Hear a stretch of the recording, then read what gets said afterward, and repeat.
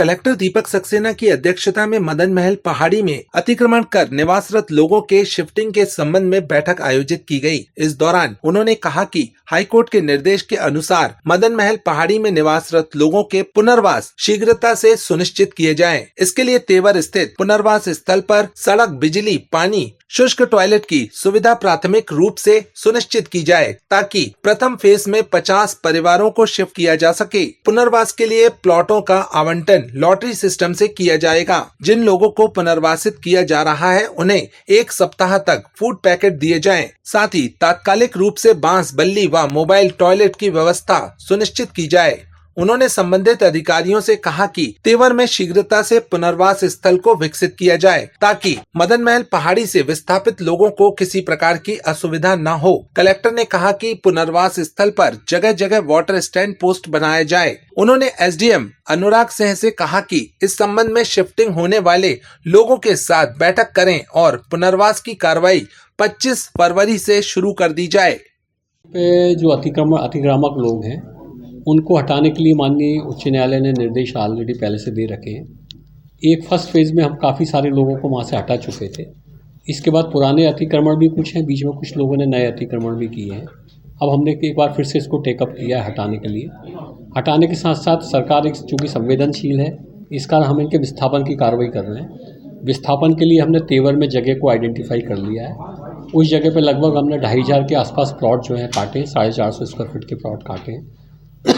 अभी हम फेजेज़ में लोगों को हटाना चालू करेंगे और वहाँ पे फेजेज़ में ही लोगों को सुविधाएं उपलब्ध कराना चालू करेंगे। हमारी कोशिश ये है कि सड़क, पानी, बिजली और शौचालय ये सुविधाएं वहाँ जो है हम लोगों को उपलब्ध करा दें ताकि उनको वहाँ जाने में दिक्कत नहीं है। तो ये मदन महल की पहाड़ी का जो हमने टाइमलाइन डिसाइड किया है, ये कल मैंने डिटेल बैठक ली थी लोगों के साथ। तो फर्स्ट फेज़ में जिन लोगों को हटाया जाना है उन लोगों के साथ बैठक करने के लिए मैंने एसडीएम्स को कहा है। 20 फरवरी के आसपास हम उनकी लॉटरी डाल देंगे और कोशिश करेंगे कि अगले 5-7 दिन बाद, मतलब 25-26 फरवरी के आसपास जो है उनको शिफ्ट किया जा सके। सभी लोगों को हम पट्टे देंगे, पट्टे लॉटरी के आधार पर देंगे, उनके अलॉटमेंट जो है लॉटरी के आधार पर होगा। लेकिन प्रक्रिया ये रहेगी कि वहाँ पर अभी करीब 1200-1300 लोग रह रहे हैं, तो सारे 1200-1300 लोगों को अभी प्लॉट अलॉटमेंट हम नहीं करेंगे लॉटरी के माध्यम से। उसका एक कारण ये कि बहुत बड़ा एरिया इसमें डेवलप हमको करना है। यदि हम सबको एक साथ पट्टे अलॉट कर देंगे तो हो सकता है कि जिसको हम आज पहली बार में शिफ्ट कर रहे हों उसका प्लॉट कहीं अंदर निकल के आए।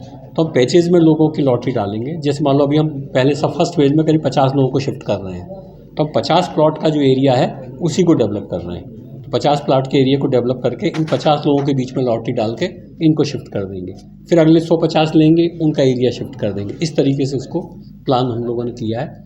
मुझे लगता है कि मई तक जो है हम पूरा मदन महल पहाड़ी का जो एरिया है उसको क्लियर कर लेंगे और वहाँ जितने लोग बसे हैं सभी लोगों को हम शासन की योजना के अंतर्गत पट्टे देंगे और उनके विस्थापन के लिए जो प्राथमिक सहायता देनी है वो देंगे। अनुमानित संख्या भी जो है वहाँ पे करीब 650 लोग हैं वहाँ पे।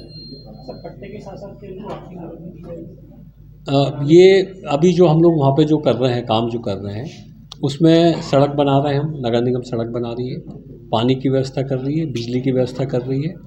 अभी कल जब उन्होंने मुझे जानकारी दी है नगर निगम ने, वो जो सोकपिट वाला जो शौचालय रहता है प्लेटफॉर्म के लेवल तक उसको बना के देंगे। उसकी कॉस्ट करीब 4500 रुपये आती है।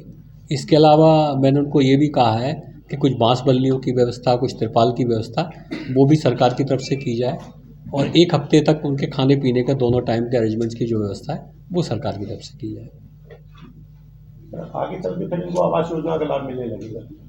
प्रधानमंत्री आवास देखिए, प्रधानमंत्री आवास योजना के टारगेट्स रहते हैं जो मुझे नगर निगम ने जानकारी दी है। उनके पास अभी करीब 1350 टारगेट्स प्रधानमंत्री आवास योजना के आए हैं, जिसमें से इस क्षेत्र में बसे हुए काफ़ी सारे लोगों के नाम उस योजना में शामिल हैं।